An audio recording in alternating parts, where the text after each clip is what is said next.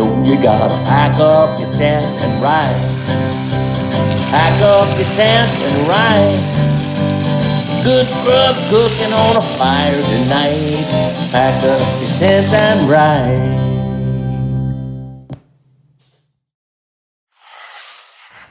Hi, I'm Fraser Douglas, and I was an avid tent camper for over 55 years. On many of our tent camping trips, Ava and I like to take day hikes into the woods to see various different scenic views and vegetation. And on these day hikes, we frequently ate cold sandwiches and snacks. And frequently I thought, wouldn't it be nice if we could cook a hot meal instead of just eating these cold sandwiches?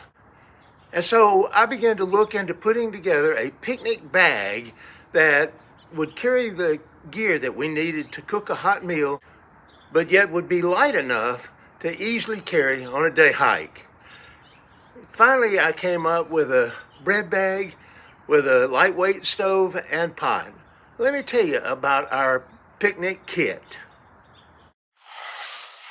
For up-to-date information about family camping gear, please visit my website, moderntentcamping.com. And while you're there, visit my Amazon store page, where you'll find some links to some great family camping gear.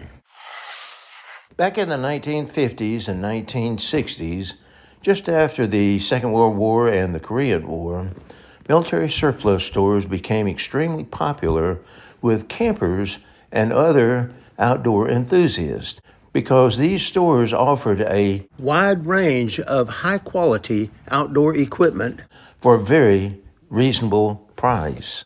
I bought my first camping kit and several other pieces of camping gear from an Army surplus store in 1965 and enjoyed many fun and economical camping trips throughout the southeastern and western states.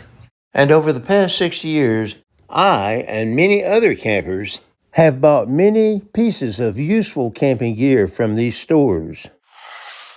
Perhaps one of the most popular pieces of equipment purchased in these stores are medium-sized shoulder bags, such as gas mask bags, messenger bags, and bread bags. They are modern updates of the old haversack that were carried by soldiers during the American Civil War. These haversacks were used to carry the soldiers' daily ration of bread, meat, rice, beans, and coffee, plus a few utensils needed to prepare this food, plus perhaps a personal item or two. After a little bit of research, we discovered that the Polish bread bag made around 1970-1980 was one of the more popular choices and has been featured in over a dozen different YouTube videos showing different ways to set it up as a survival bag or bug-out bag. And so I bought this one with the intent of setting it up as our haversack or picnic bag. We paid $30 for our bag, which is higher than prices frequently cited in other YouTube videos, but it was shipped from a state near our state with free delivery, and we received it within 2 or 3 days.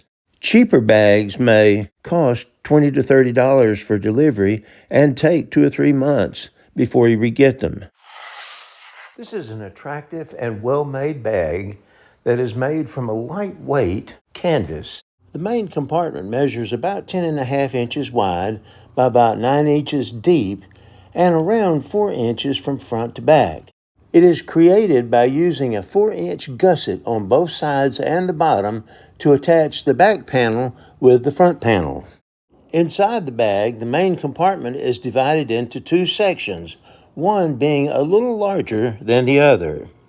Inside the smaller section is a small pouch attached to the gusset, and inside the larger section are 2 medium-sized pouches attached to the back and a larger pouch attached to the gusset. At first, I thought these small pouches would be helpful in organizing small items, but after using them for just a short period of time, I decided that they were not very practical. They were hard to close inside the bag, and they prevented me from using the full section to pack some of the larger items I wanted in my haversack. And so I removed the small and the two medium pouches and reattached them to the outside of the bag, which I'll describe later.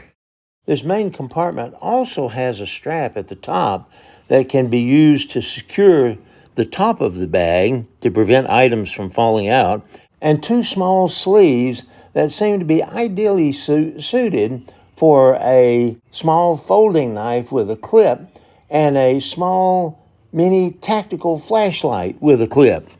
And finally, the bag has a top flap which can be folded over to protect the contents from falling out of the bag and to protect its contents from dirt and from the weather. On the back of the bag are some straps and loops that can be used to carry the bag or attach it to some other object, such as a backpack.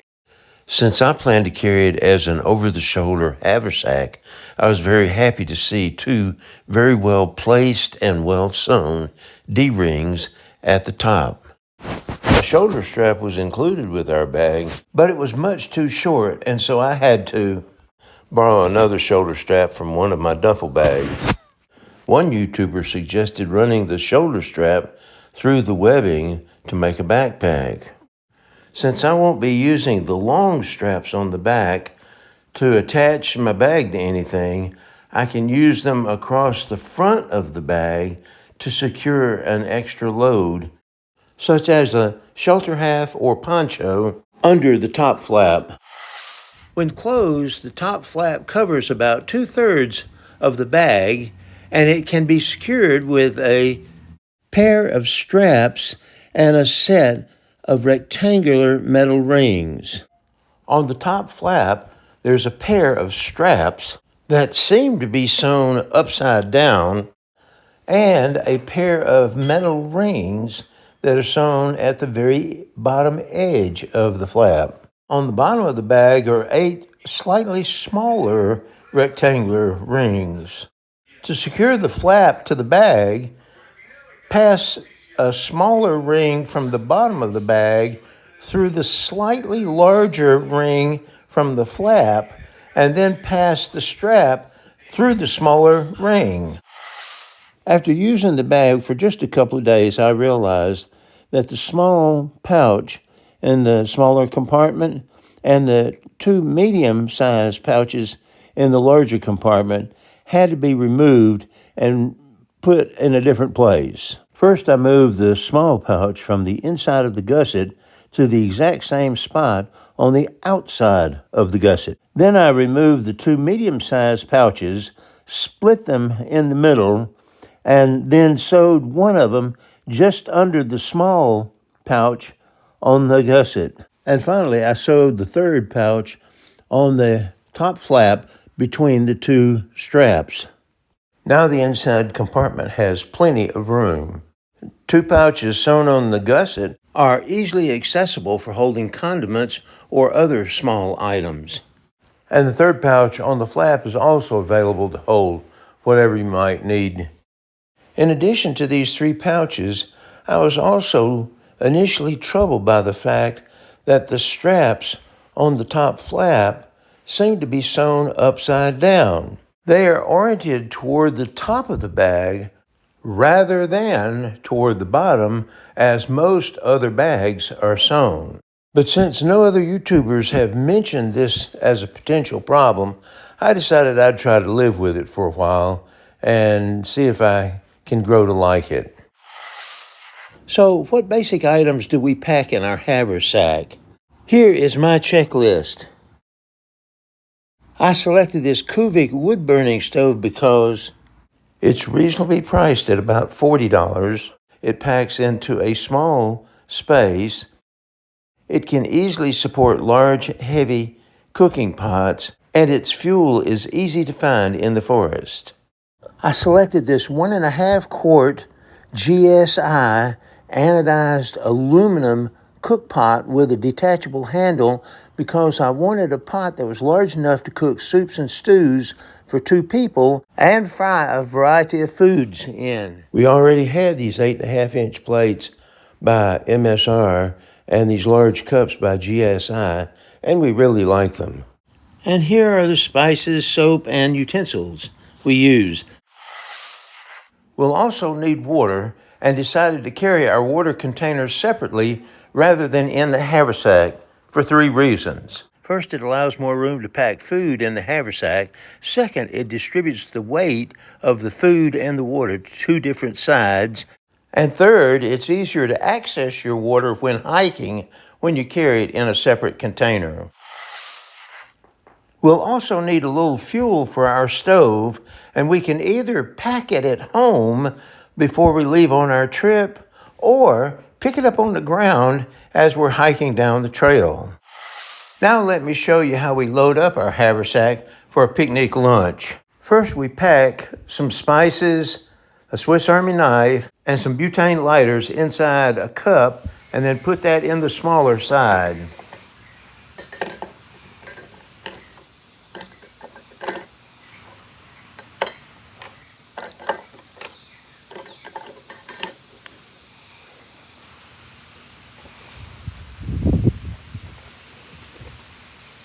The rest of this compartment can be used to pack our bread and perhaps another food item or 2.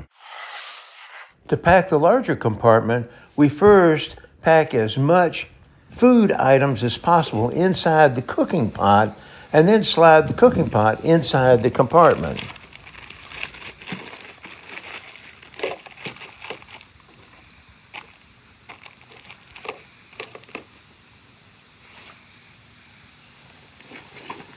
Then we slide our plates, our cutting board, and our stove behind the cooking pot.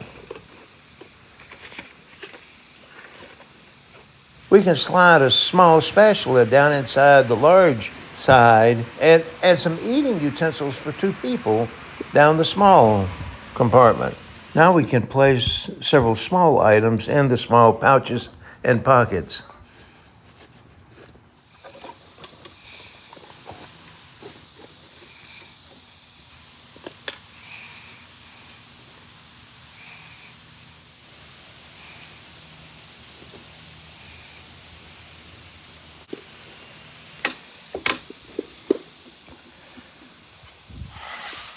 So now, whenever we go out on a day hike, we just grab our haversack and whatever food we want to eat for lunch. And when we get to our destination, we can pull out our stove, unless we're in bear country, and cook a great tasting meal. Today I decided to cook up some country ham and make sliders with some hot dog buns and lots of butter. In conclusion, I really like the idea of carrying a picnic bag or haversack on day hikes, and I think this Polish bread bag makes a great one. But I strongly recommend that you remove those 3 small pockets and replace them on the outside of the bag so that you have more room to carry the stuff you need. Take more trips, travel further, visit more attractions, and spend less money. Go tent camping. Thanks for watching.